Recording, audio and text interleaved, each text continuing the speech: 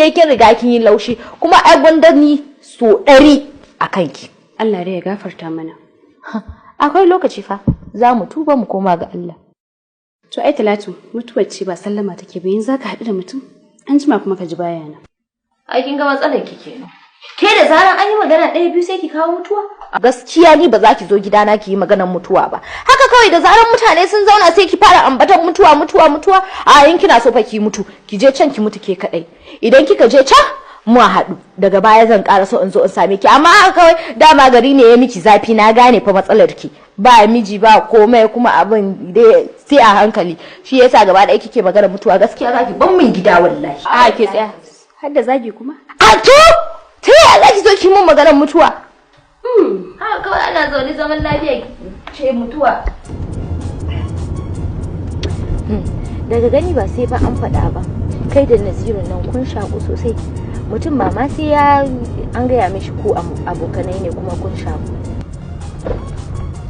Wato abinda ban gaya miki ba dama tun muna ƙanana miki tare da shi, tare muka girma har ma dai yanzu an riga an zama yan uwa. Kin ga ba wani abu da za a boye wa juna ko? Haka ne.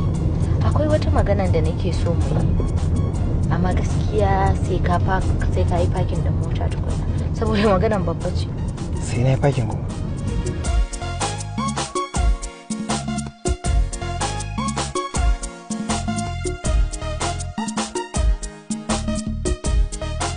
Lalle wannan magana tana da muhimmanci. Faɗa min menene?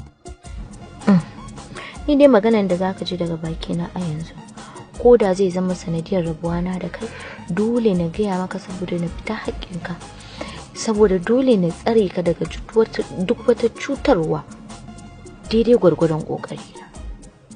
Kinga, ki buɗe baki ki gaya min, just go straight to the point. Menene?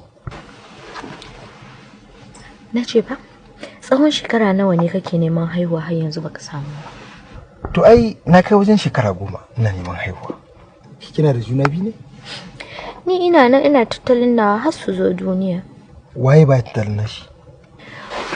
Wallahi yau da safe ne zan wuce ta kitchen sai na ji matarka suna wata magana har kaman ba zan tsaya ba. Sai na ce kai bari dai in tsaya. Sai na ji suna magana akan cewa matanka fa ba su son haihuwa. Shin kwayoyi hana ciki suke yi?